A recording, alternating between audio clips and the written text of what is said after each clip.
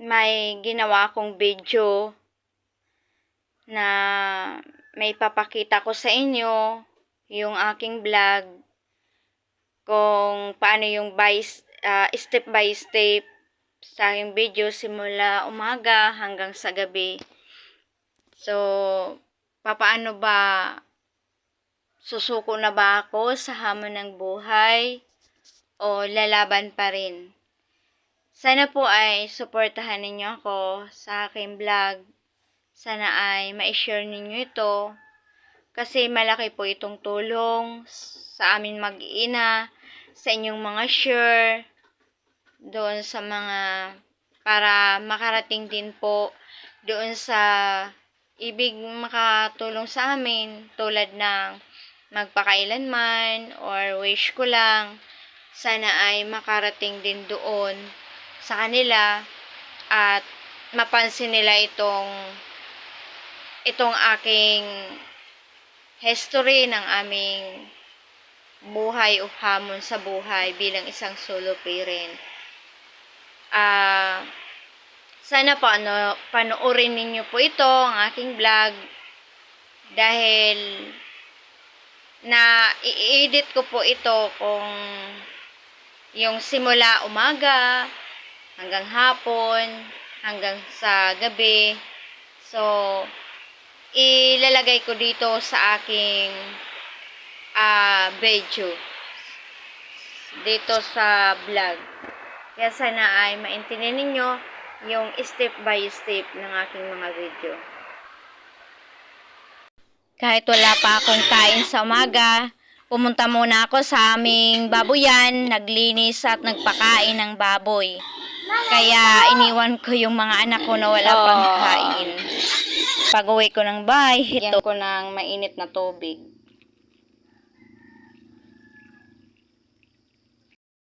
Yung kakainin ko para sa umaga. Kasi konti na lang aming bigas. Kaya yan. Konti lang kasi ang aming bigas. Kaya ito ang aking pagkain ngayong umaga.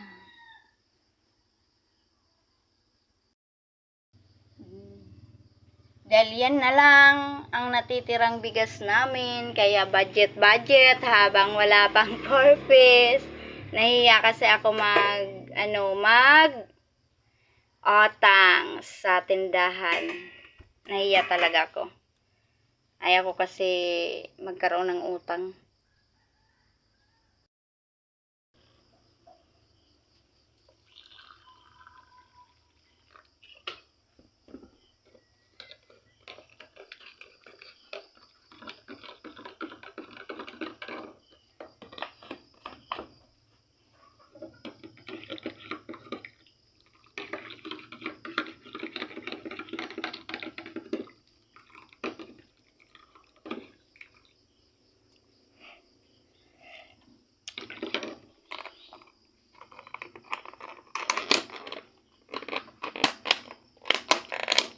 Luto na ba?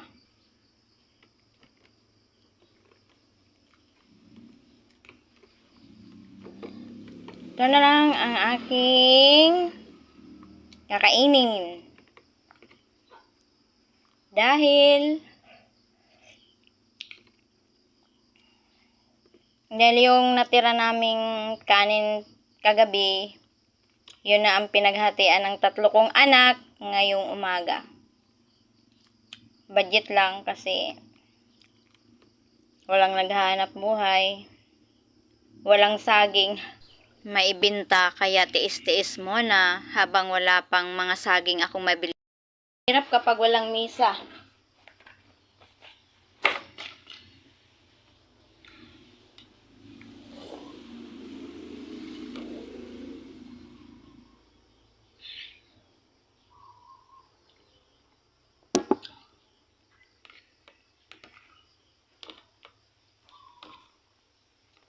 Nasa lapag lang ng sahig.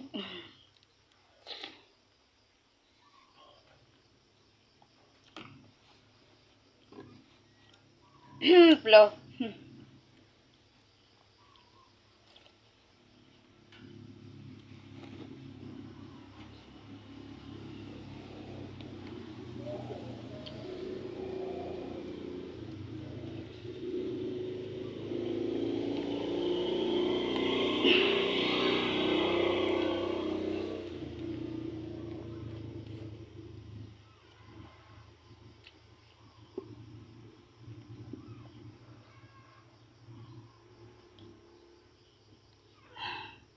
Init. Alam ba ninyo kung bakit magadya ng aking mga mata?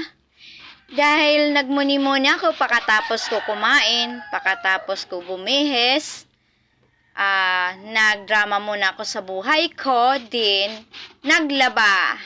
So, naglaba ko para pakatapos ay mag-duty na naman sa babuyan para sa tanghali. Muna ako kay Shinshin ng paracetamol tempra kasi may sinat siya. Hindi ko na siya palalain yung mag-init yung ano niya. Katawan. Yan. Inom na ladok na yun. Tapos di kayo magparapatalinik kay sanhi kasi ng lagi na ambon dito, na ulan, kaya iyon ang resulta. So, yun. Bago ko ito anlawan, yung mga nilaban ko, tapos hindi pa rin ako tapos ng aking linaban, yun yung konting natira, ito, konting natira kong labahan ay bukas naman kasi masakit na yung katawan ko. Konti lang naman na yun ang natira. Konti na lang. So, ito, yun, aanlawan ko. Aanlawan ko iyan. Pakatapos ko duty sa aming babuyan. At saka ito kahapon ang naanlawan ng anak ko. Hindi kasi siya kasi lagi na ulan dito. Laging maputik. So, tapos ko na pinakain yung mga anak ko at pinainom yung bata ko na may sinat ng paracetamol. Pupunta na ako sa duty. Sa dutyhan. So, 11:51 na. So, pupunta na ako sa duty. Magjo-duty na ako sa babuyan. Ayan, tapos na kami maglinis ng baboy at magpakain. Ayan, nahiga na. Tapos na kami maglinis. Ayan.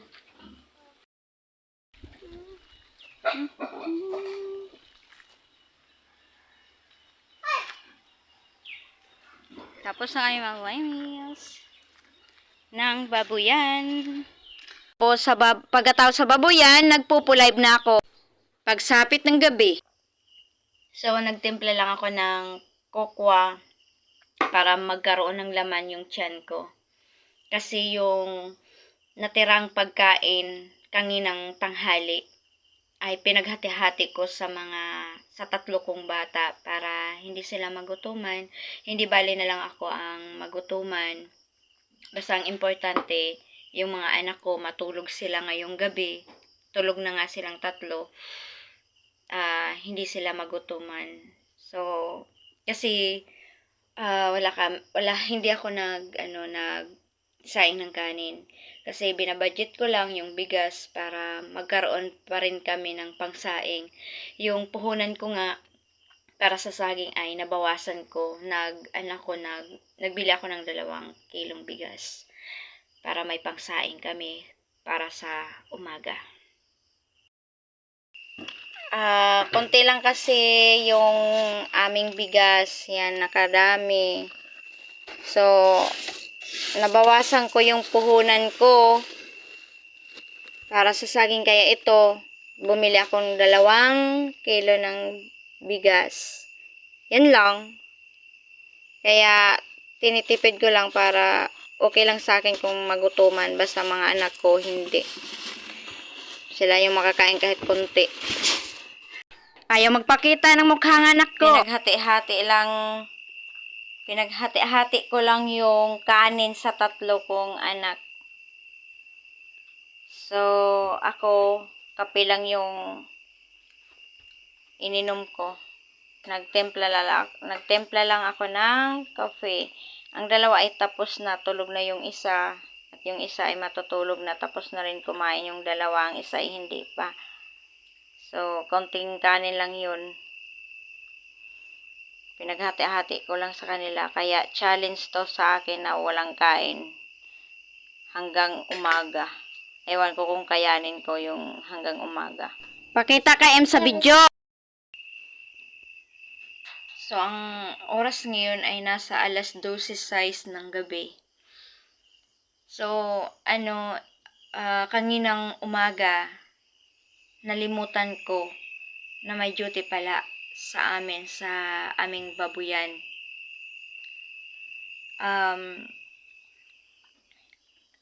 Kaninang umaga, ginising ko yung mga anak ko.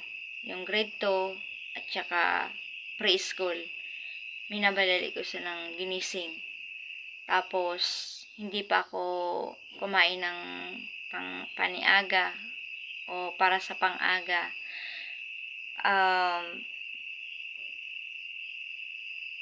Pumunta na agad ako sa dutyhan. So, iniwan ko yung 3 dito. Yung grade 6 at saka grade 2 at saka preschool. So, kasi muntikan ko nang nakalimutan. So, pumunta ako doon at saka naglinis kami ng aming baboyan. So, pagbalik ko dito sa bahay, so na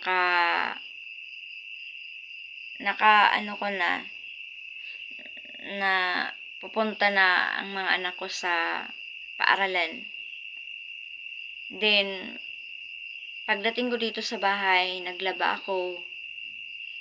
Tapos, konti na lang yung natira ko sa aking labahan. So, hapit na mag-iisang sako yung labahan. So, naipon yun dahil sa kakaulan dito sa amin.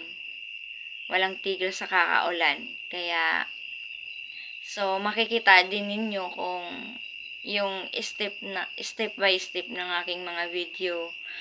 So, pag sapit naman ng tanghali, pumunta naman ulit ako sa aming babuyan. So, iniwan ko yung nilabhan ko. Pagkatapos nun, so, nagluto ako ng pananghalian. Nagluto ako ng kanin para sa pananghalian. So, 2 tasa lang yun. Then, pinagati-hati namin. Tapos, tinirhan ko ng kanin para naman sa panggabi.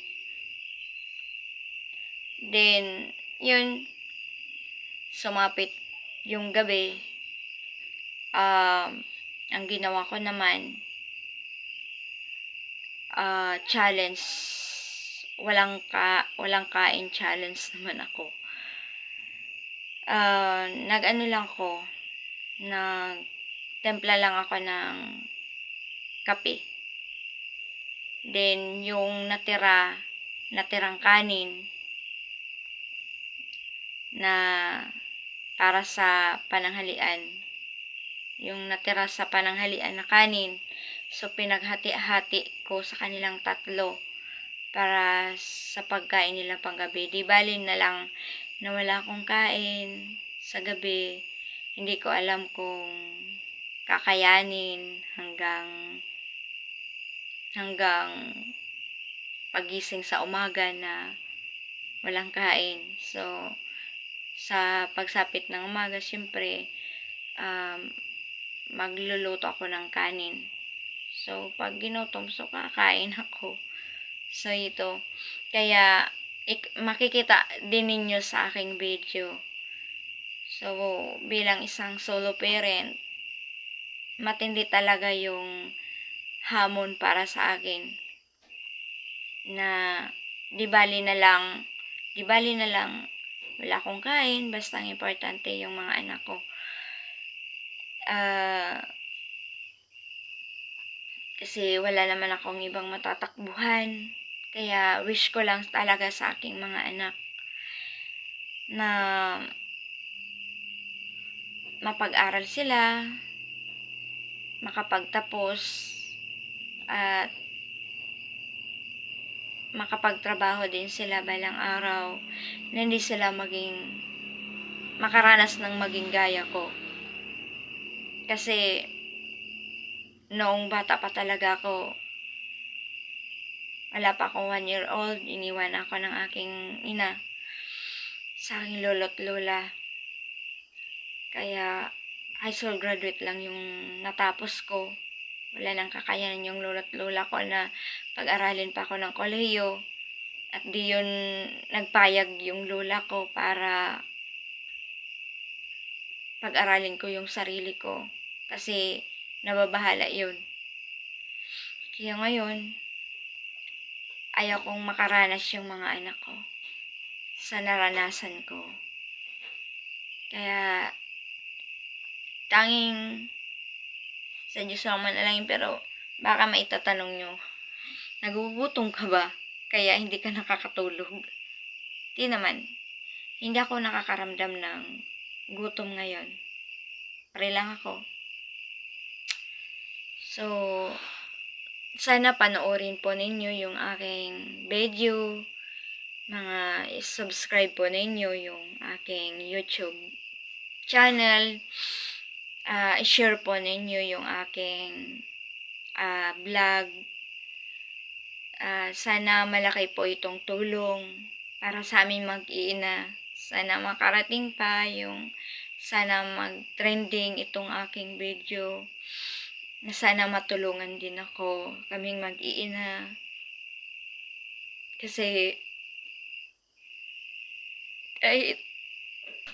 walang masamang umiyak. Ayokong umiyak. Kasi yung nanay ko talaga, ewan ko bakit ganun. Iniwan niya ako, hindi man lang pinag-aral na makapag-kolehiyo man lang. Sana hindi ko ito maranasan at sa aking mga anak.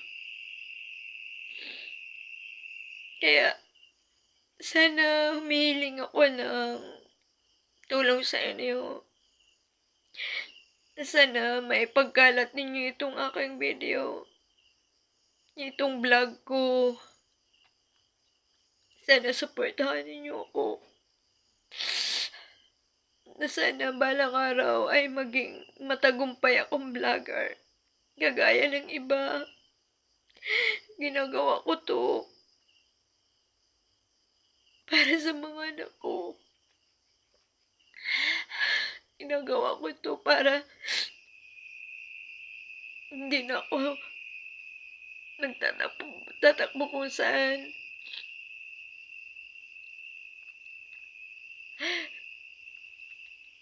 Salamat sa pagsusuporta sa aking YouTube channel. Sana pinutin niyo yung bell notification para updated kayo sa aking vlog sa mga nangyayari sa amin. Thank you talaga. So, ngayon, hindi pa ako nakakaramdam ng gutom. 8:54 na. Pero hindi pa ako nakakaramdam ng gutom. Samantala, walang kain ako kagabi. So, pinakita ko naman sa video na nagtimpla lang ako ng kokwa. Yun lang ang laman ng tiyan ko. Kasi yung konting kanin na natira nung ano kahapon, nung tanghali. So, pinaghati-hati ko sa kanila para may laman yung mga tiyan nila sa gabi. So, natulog sila pero busog din sila kahit konti. So, yun. Hindi ako nakaramdam ng gutom. Kakain na lang ako kasi mahirap na kung magkasakit din ako. So, yan. Tsaka, sinabaw ko lang to na walang lamay, yung sardinas. Yun ang pagkain ko ngayong umaga. Pero yung mga anak ko, nakakain na din bago nakapunta ng paaralan. So, hinatid ko yung dalawa kong anak, yung grade 2 at saka pre-school. Kasi yung grade 6 ko nauna na sa dalawa kong anak, kaya hinatid ko na lang sa paaralan. Yung isa, hindi kumain ng mabuti. Konti lang kinain nun ng preschool ko. Kung hindi ako mag-ano pa sa kanila, magagalit, hindi kakain.